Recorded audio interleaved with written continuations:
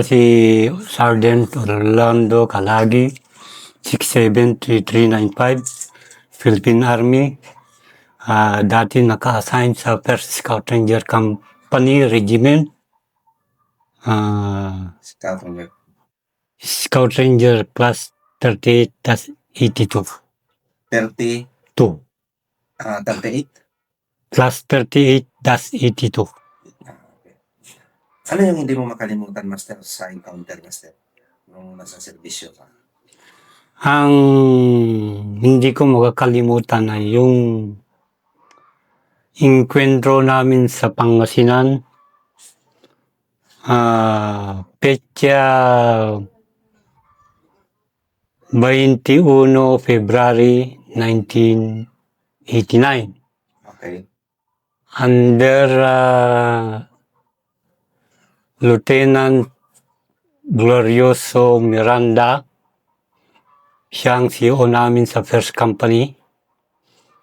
At ang hindi ko makakalimutan doon yung inkwentro namin na ma-outnumber kami sa dami ng kalaban. Saang area yan, Master? Ang area ay Sitio Babuyan Pita, Barangay Pita, Impanta, Pangasinan. Paano nangyari yun, Master? Kung mo ikwento sa umpisa, nag-ildi kayo. Anong nangyari sa amin doon may 2 tao na napakita umuna. Sa bandang alas 12, habang napapahinga kami doon sa barangay na yon, may 2 tao na napakita, tapos biglang tumakbo. Mamaya-maya, ayan na, mga 30 minutes, meron na napakita na more or less 80 fully armed na kalaban. Ang ginawa namin, habang medyo malayo-layo pa yung kalaban, kasi kukunin nila yung high ground yun, inunahan na namin. Ayun, nakapyesto kami doon. Hindi namin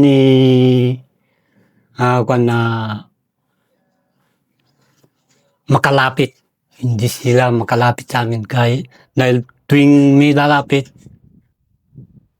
tumangka na lumapit sa amin. Ini-snipe namin. Yun. Nag-withdraw. Mga 30 minutes siguro na firefight yun. Nag-withdraw. Ang alam nila, palis na rin kami kasi palis ng ganyan, paganyan din kami. Yung alam nila na wala na kami, yun pala, malapit lang sila doon sa naglulutuan nila kasi yung kinuha nila na baboy ng barangay captain din. Binili nila doon. Ngayon na nangyari doon, yung barangay captain pala, ranger din. Ranger class 5. Hindi ko na nakalimutan ko lang pangalan. Siya nagsabi sa amin na lahat ng tropa na pupunta dito, nagwi-withdraw. Hindi kaya ang kalaban, sabi niya. Anong taon yan, Master? Gaano kagulo pa ang panahon na 1989. 1989. February. Yun ang sinabi ng barangay captain. Nakita niya yung musang. Napakilala siya. Class 5 siya. Habang nagkakantahan kami, umiiyak siya.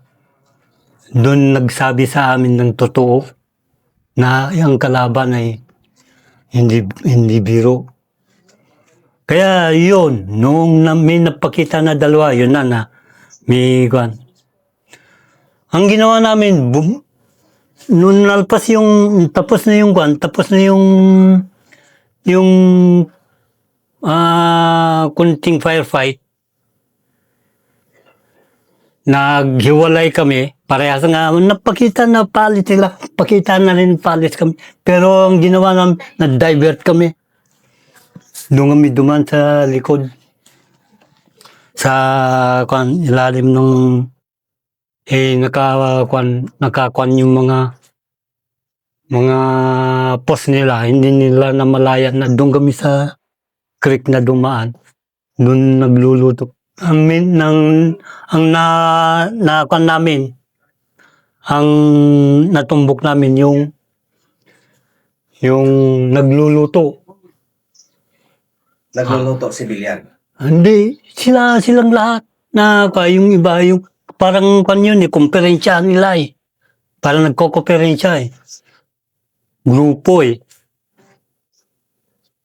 Doon. Pero, mga magtakip silim yun. Malapit na magdilim na. Doon pukpukan na. Yun ang medyo matagal-dagal. Kasi talaga napasentro kami. Ang maganda doon, takip silim, hindi nila makita ng kalaban. Hindi na nila kami makita. Ayun. Hindi kami nakapag-search ng gabi na eh. Madaling araw, So, nadikitan nyo? nandikitan. Gano'ng kalapit? Yan lang. Creek ito. Creek yan. Dito lang, ang lapit. Yan, malayo. Yan yung bahay na yan. 10 meters. Pero yung kalaban, yung iba, yung nakapos. Yun yung mga kagandahan doon, padilim na eh. Kaya, yun. Maraming patay doon, maraming patay, maraming wounded. May wounded. Sa amin wala. Ayan, nakakuha kami ng assorted firearms na 10. Tapos siyam na patay. Tapos wounded na, karamihan wounded. Doon, mga bandang alas 11, alas 12 na mag-surrender na ako. Sabi yung babae. Babae ang kuwan. Pero walang umimik sa amin. Kasi gabi. Mahirap naman mamamayisahan. So, may nagsigaw. May sumigaw ng mag-surrender daw siya. Hindi kami kumikib. Ayun, sa kwan namin, hanggang sa mag-umaga na, doon kami lang na Tanbay. doon na, mismo, hindi kami pakiramdaman na wala nang tulugan yan. Talagang, biro mo alam mo na marami sila kasi yung unang kwan na makita mo, nakahalera sila kasi open eh. Yung unang banat. Pangalawang beses, yun. Dali na sila. Maganda yung, doon ko na lahat ng training natin. Lalo yung mabaril yung mga taligi, yung kwan mo. Yung binabaril yung kwan mo habang gumagapang ka.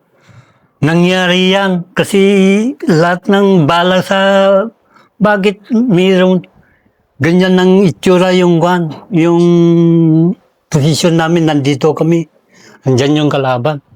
Bakit may tumama dito sa kwan ko? Sabi ko, mayroon sa likod pa. Kaya gusto nila kaming kwan nga eh. Pero, Yesol. Pero, ang napakwan sa kanila yung M203. Kasi habang may lumalapit na M203, ibanat ko dun sa likuran ko kasi dun ang bumabanat sa likod ko. Kung wala yung mga training na ganun, Doon pa lang sa paligid mo na matamaan yung mga kwan mo medyo ewan ko lang baka takbo ka o ano. Kasi makita mo muusok yung bala sa tabi mo kahit doon sa kasama ko ganun pa rin. Ayun nakuha na kwan. Gaano sila? 80 plus, mga 80 plus, fully out. So, maingay sila nung encounter. Oo, maingay. Sila nga ang maingay. Sila pa magganyan-ganyan. Ganun. Tama yung sabi ng kwan. Tama yung sabi ng kapitan na itong lugar na ito, ang military ang magwi-withdraw. Yan ang palagi niya sinabi sa amin. Nisubukan nila itong Wusang. Mula noon, takot na sila. Kahit dito sa Gatara, dito sa Cagayan, kalakasan dito noon. Habang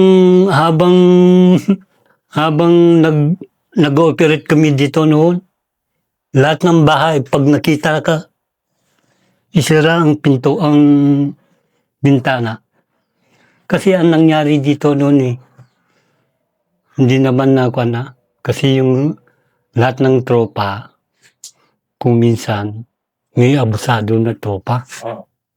Yung 51st IB ng PC noon Sila na parami dito. Nung hindi na nila kaya, ayun na, pumasok na tayo.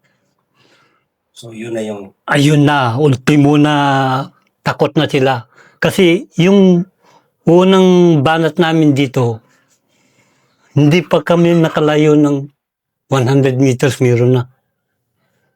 Sa Alcala. Hindi pa kami makalayo.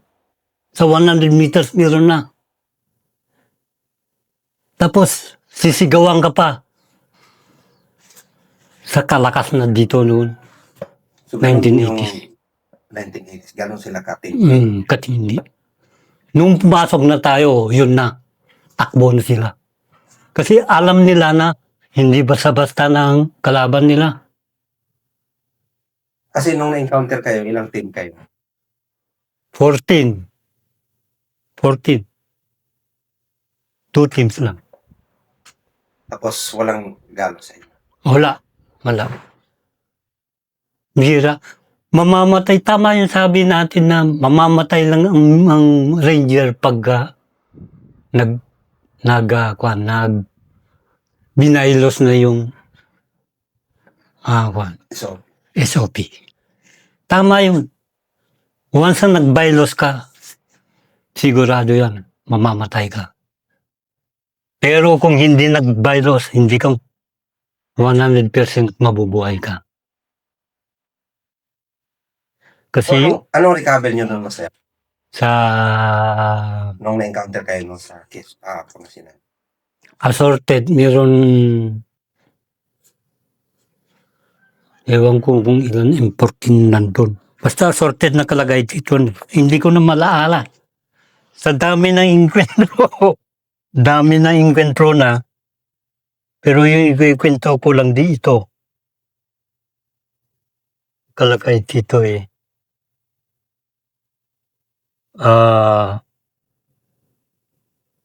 Sinong commander yung mga nandyan pa nung panahon na yan?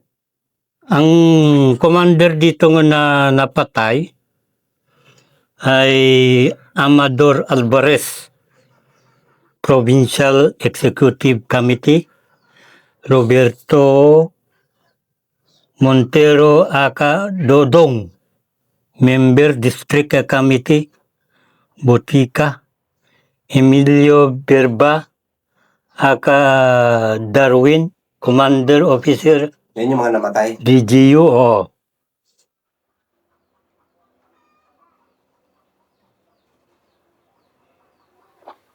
Tapos yung babae, Master, na nag-surrender? hindi nag-surrender. Itakbo nila siguro yun. O kaya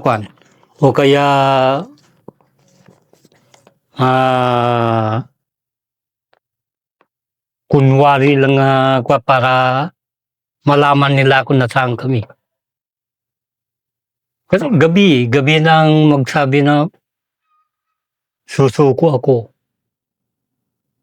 Eh, alangan na, kwan mo po yun. Huwag na. Doon, Buhayin pa rin. doon sila na ano nung na akala nila umalis na kayo. Saka nung pagkwan namin, nung pag-recover na namin, pag-search na namin, wala na. Wala nang kwan. Patay na lang na, yung nandyan lang patay na. Yung mga wanted, kita mo yung mga duguan na. Yung niluluto nila na karne, pati dugo ng tao na Isali. naisali na dun sa karne. Kain pa rin. No, upihan nyo ba yun? Hindi. So, nadikitan nyo lang. Kasi ang nakita namin kung saan sila patungo. Dun sa una, di nakuan kami. Encounter. Di nung hindi nila kami makuha, di umalis na sila. Kunwari umalis na rin kami. Pero pag ganyan, sila pupunta doon, kami pupunta dito. Hindi nila alam na ikot lang kami. Inabangan. Ay, hindi inabangan. Talaga, sinundan namin. Pumasok kami doon sa creek ang nagdaanan namin. Hindi kami, kasi kalbo yung kwan eh. Karamihan dyan sa kwan, kalbo. Sa Pangasinan. Kalbong bundok. Meron purok-purok lang medyo magkahuyan. Yung pinasok namin, yung doon sa creek, yun na may kahoy-kahoy lang. Yun ang masukal yun. Yun ang pinasukan namin na hindi nila alam na doon kami dumaan. Ang alam nila, kasi Como Kalbo, ang alam nila ay lantarang kami na nadaan. Eh hindi. paano nyo nalapitan na hindi kayo natulugan? Ayun nga, yung creek, mataas yung talahib doon sa creek. Walang ganong, may kahoy nga, pero hindi naman na ganong kahoy. Kaya lang masukal. Kasi yung talahib na matataas, yung kami na dumaan, doon sa creek. Parang Ayun. nag-halt lang din siya. Oo, hindi, doon sila nagluluto talaga. Kasi yung kinatay nila na baboy, na kinuha nila doon sa barangay, yun ang parang, iwan ko lang kung may meeting sila o ano. Plenom. Ano. O siguro. Yung kwan ko pa nga yung last na operation ko pa dyan yung multik na ako na ganun pa rin. Alam mo yung kwan, yung papasok ng San Quintin. Kwan yan Yan ang hindi ko makalimutan yan kasi yung kalaban talagang nakita ko yung kwan, yung position nila Mainit pa yung sigarilyo nila nung pagpasok ko. Sinong isang team naman? One section kami. Akong team section leader na. Yun ang hindi ko kasi kung paghintay sila, ewan ko baka walang matira sa amin. Bakit paano nangyari? Anong sitwasyon? Ang sitwasyon na naman dyan na hindi ko makalimutan hanggang ngayon Kasi makuan ko yung area at saka yung dapat mangyari kung natuloy. Doon ko ma-realize na wala, hindi obra kung kwan. Wala kang wawan section kayo. Samantala yung kalaban mo, nakaposisyon na, naka-ambush position sa dami nila. 260. na nakaposisyon kasi nakita ko yung bakas. Tapos yung daanan mo, yung kogon, yung ganyan lang kataas na mga awal ng kahoy. Tapos nasa taas, tiningnan ko. Ah,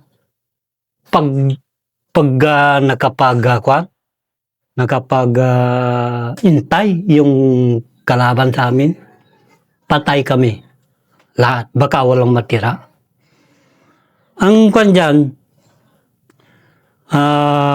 test mission ng 2 class.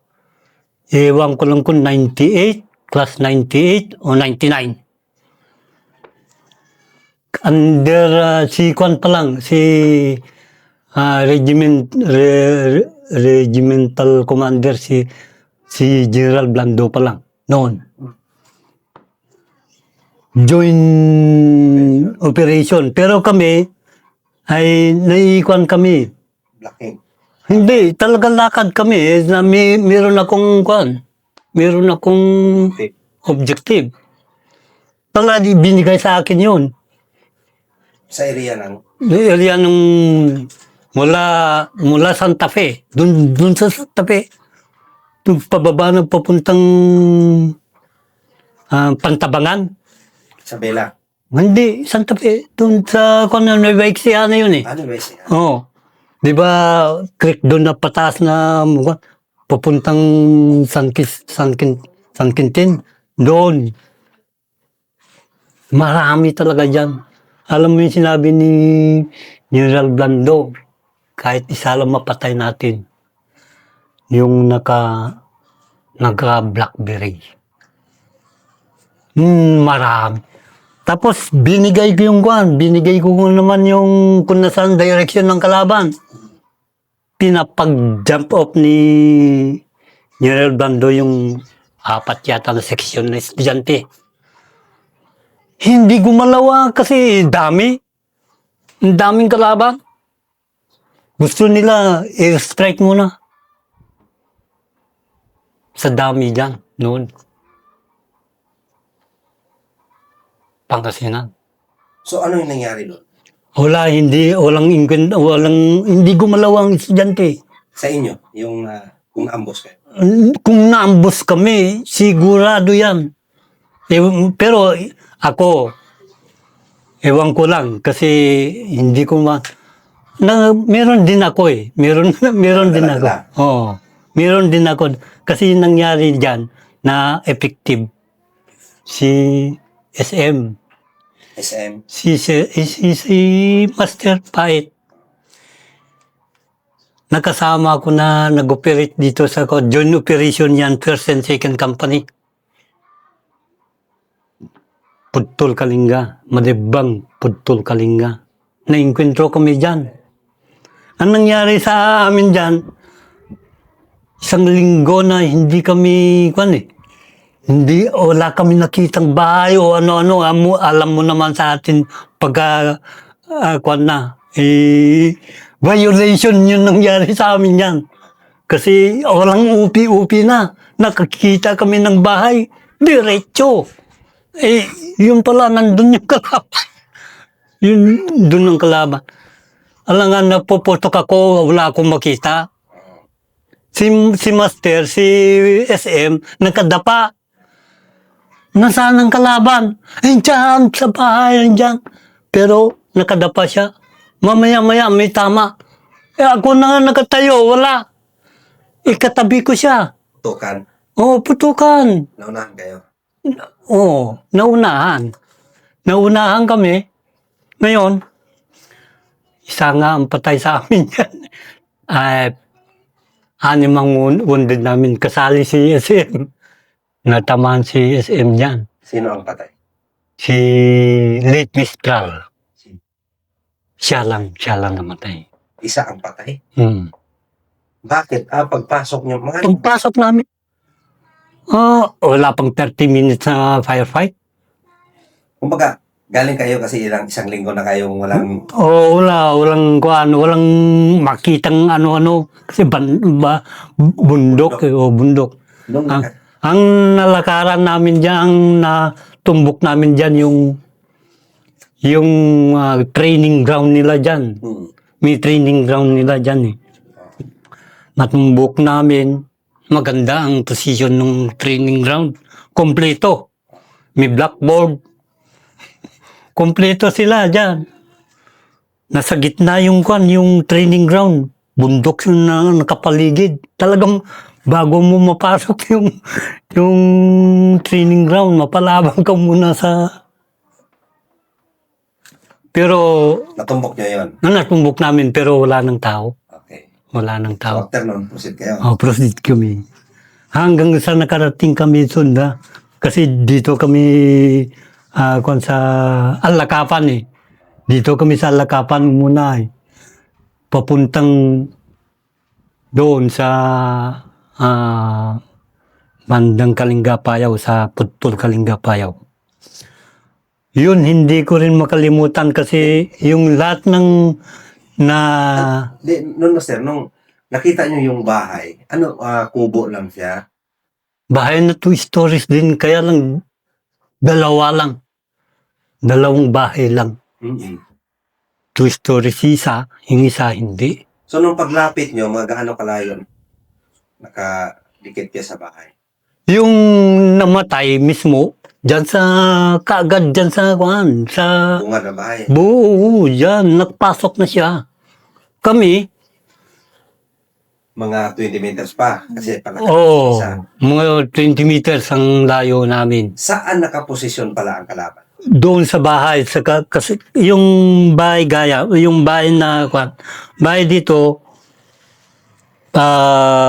yung taniman dito, bahay dito medyo bundok dyan. Dito kami galing, bumaba kami, diretso. Sa bahay? Sa bahay. Wala nang OP, diretso. Ayun, Putok? putok na. First bars, patay yung lead scout. Si Mistral. Si Manzanillo, tama din dito. Buti buhay siya eh. Kayo, anong reaksyon nyo? Ako naman sa dami natin, dalawang kumpanya eh. First and second company. Tiwala ang Ranger kasi marami. Yung pala doon pala mangyari ang hindi ka nais-nais. Ngayon, ayun na. Nung putukan na, hindi ako makapagputok dahil wala akong makita. Nandyan, patay na si Mistral. Sabi nila sa akin, nasaan? Como mayroon na nabubulakta sa kasamaan, maneuver ako. Doon ko nakuha yung isang patay na kalaban doon. Nakakuha kami ng isang carbine, isang shotgun. Basta mayroon kami na recover doon. Tapos balikam. Body count na isa. Bakit ilan ang kalaban na naka-start? Yun ang palagay ko, lang yan. Baka wala pang 20. Wala lang 20. Nakatakas din nila. Nakatakas. Ang naiwan lang yung nung nag-maneuver ako noon, nakita ko na may bumulakta na. Yun na. Talagang hindi na pag alam mo na alanganin yung kasama mo na kasi may bumubulakta na. Gawa ka na ng paraan para makalapit ka. So, grabe yun. Ganun pa rin yung lahat ng ewan ko, malapit lang yung inkwentro sa akin. Mainit yung inkwentro sa akin. Pag lumabas ako. Sabi nila, malapit yung inkwentro sa iyo. So doon mo napatunayan. Napatunayan na meron. Anting mo. Meron. Tested kasi yung katabi ko, si Master. Tanungin mo sa kanya. Si Master. Bakit nakasama mo si Kalagi? Sabi niya sa iyo. Nakadapa siya.